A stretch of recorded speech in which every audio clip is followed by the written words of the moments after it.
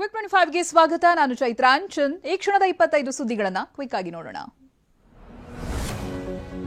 ರೇಣುಕಾಸ್ವಾಮಿ ಕೊಲೆ ಪ್ರಕರಣದಲ್ಲಿ ದರ್ಶನ್ ಸೇರಿದಂತೆ ಎಲ್ಲಾ ಆರೋಪಿಗಳು ಕೋರ್ಟ್ಗೆ ಹಾಜರಾಗಿದ್ರು. ಜಾಮೀನು ಮಂಜೂರು ಮಾಡಿದಾಗ ಪ್ರತಿ ತಿಂಗಳು ನ್ಯಾಯಾಲಯಕ್ಕೆ ಬರಬೇಕು ಅಂತ ಷರತ್ತನ್ನು ವಿಧಿಸಲಾಗಿತ್ತು. ಅದರಂತೆ ದರ್ಶನ್, ಪವಿತ್ರ ಗೌಡ ಸೇರಿ ಆರೋಪಿಗಳೆಲ್ಲರೂ ಬೆಂಗಳೂರಿನ ಸಿಸಿಎಚ್ 57ರ ಕೋರ್ಟ್ನಲ್ಲಿ ಹಾಜರಾಗಿದ್ರು. 6 ತಿಂಗಳ ಬಳಿಕ ದರ್ಶನ್ ಮತ್ತೆ ಪವಿತ್ರ ಗೌಡ ಮುಖಾಮುಖಿಯಾಗಿದ್ದಾರೆ. ಕೋರ್ಟ್ ಆವರಣದಲ್ಲಿ ಇಬ್ಬರು ಮಾತುಕತೆಯನ್ನು ನಡೆಸಿದ್ರು. ಪವಿತ್ರ ಗೌಡ ನಟ ದರ್ಶನ್ ಆರೋಗ್ಯವನ್ನು ವಿಚಾರಿಸಿದರೆ ದರ್ಶನ್ ಪವಿತ್ರ ಬೆನ್ನು ತಟ್ಟಿ ಸಂತಾಯಿಸಿದ್ರು. ಕೊಲೆ ಆರೋಪಿ ಪವಿತ್ರ ಗೌಡ ಕೋರ್ಟ್ಗೆ ಅರ್ಜಿಯನ್ನ ಸಲ್ಲಿಸಿದ್ದಾರೆ. ರಾಜ್ಯ ಬಿಟ್ಟು ಹೊರಗೆ ಹೋಗೋದಕ್ಕೆ ಅವಕಾಶವನ್ನ ಕೋರಿದ್ದಾರೆ. ದೇವಸ್ಥಾನಕ್ಕೆ ತೆರಳುವುದಕ್ಕೆ 1 ತಿಂಗಳ ಕಾಲಾವಕಾಶ ನೀಡಬೇಕು ಅಂತ ಮನವಿಯನ್ನ ಮಾಡಿದ್ದಾರೆ. ರೇಣುಕಾಸ್ವಾಮಿ ಕೊಲೆ ಪ್ರಕರಣದ ವಿಚಾರಣೆಯನ್ನ ಫೆಬ್ರವರಿ 25ನೇ ತಾರೀಕಿಗೆ ಮುಂದೂಡಲಾಗಿದೆ. ಬೆಂಗಳೂರಿನ 57ನೇ ಸಿಸಿಎಚ್ ಕೋರ್ಟ್ ಜಡ್ಜ್ ವಿಚಾರಣೆಯನ್ನ ಮುಂದೂಡಿದ್ದಾರೆ. ಪ್ರಕರಣದ 15 ಹಾಗೆ 17ನೇ ಆರೋಪಿಗಳ ಶ್ಯೂರಿಟಿ ನೀಡುವಂತೆ ಹೇಳಿದ್ದಾರೆ. ಪ್ರತ್ಯಂಗಿರ ದೇವಿಗೆ ಡಿಕೆ ವಿಶೇಷ ಪೂಜೆಯನ್ನ ಸಲ್ಲಿಸಿದ್ರ ಬಗ್ಗೆ ಕೇಂದ್ರ ಸಚಿವ ಕುಮಾರಸ್ವಾಮಿ ವ್ಯಂಗ್ಯವಾಡಿದ್ದಾರೆ. ಎಲ್ಲರನ್ನ ದೇವರೇ ಕಾಪಾಡಬೇಕು. ಅಧಿಕಾರ ಶತ್ರುನಾಶಕ್ಕೆ ಎಲ್ಲೆಲ್ಲೋ ಹೋಗೋದು, ಅಧಿಕಾರ ಕೊಡಪ್ಪ ಶತ್ರುನಾಶ ಮಾಡುವಂತಾನೆ ಹೇಳ್ಕೊಳ್ಳೋದು ಅಂತ ಹೇಳಿದ್ದಾರೆ.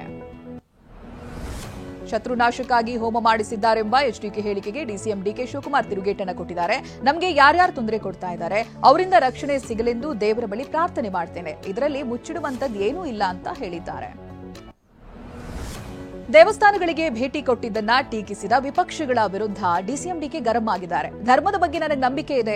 ದೇವರಿಗೆ ನಮಸ್ಕರಿಸದೆ ಮನೆಯಿಂದ ಹೊರಗೆ ಹೋಗಲ್ಲ. ಧರ್ಮ ಕಾಪಾಡಿದ್ರೆ ಧರ್ಮಾನೂ ಕಾಪಾಡುತ್ತೆ ಅಂತ ಹೇಳಿದ್ದಾರೆ. ಡಿಕೆ ದೇಗುಲ ಭೇಟಿ ವಿಚಾರಗಳ ಬಗ್ಗೆ ಪ್ರತಿಕ್ರಿಯಿಸಿದ ಸಚಿವ ಕೆಎನ್ ರಾಜಣ್ಣ, ನಾನು ವಾಮಾಚಾರದ ಬಗ್ಗೆ ಎಲ್ಲೂ ನಂಬಲ್ಲ ಅಂತ ಹೇಳಿದ್ದಾರೆ. ಎಲ್ಲವನ್ನೂ ನಂಬಲ್ಲ ಅಂತ. ಇನ್ನು ಬೆಂಗಳೂರಿನಲ್ಲಿ ಟಿವಿ9 ಜೊತೆಗೆ ಮಾತನಾಡಿ ನಾನು ದೇವರನ್ನ ನಂಬಲ್ಲ ಅಂತ ಹೇಳಿದ್ದಾರೆ.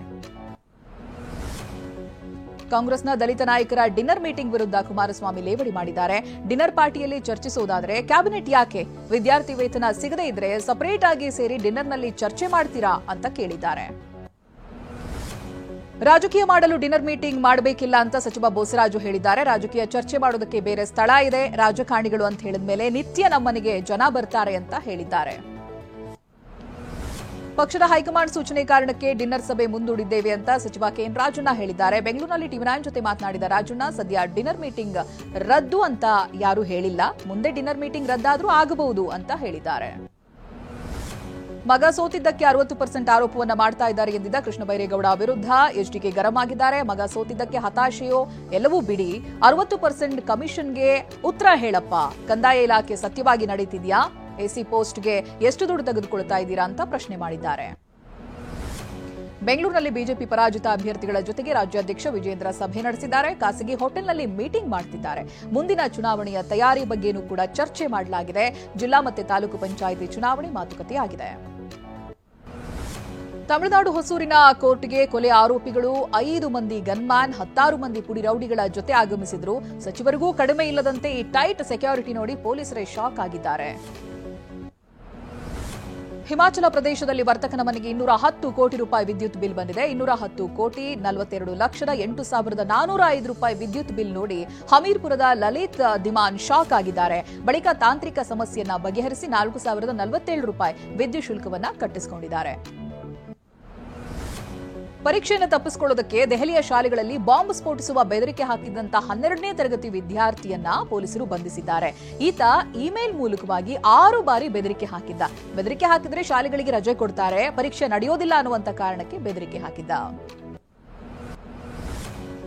ಕಾಡ್ಗಿಚ್ಚಿಗೆ ಅಮೆರಿಕದ ಲಾಸ್ ಏಂಜಲೀಸ್ ನಾಮಾವಶೇಷಗೊಂಡಿದೆ. ಅಗ್ನಿಯ ರುದ್ರ ನರ್ತನಕ್ಕೆ ವಿಲ್ ರೋಸರ್ ಉದ್ಯಾನವನ್ನ ಸುಟ್ಟು ಕರಕಲಾಗಿದೆ. Rosenthal wine bar and patio, ಯಹೂದಿಗಳ ದೇವಾಲಯ ಸೇರಿ ಪ್ರಸಿದ್ಧ ತಾಣಗಳು ಕೂಡ ನಾಶವಾಗಿವೆ.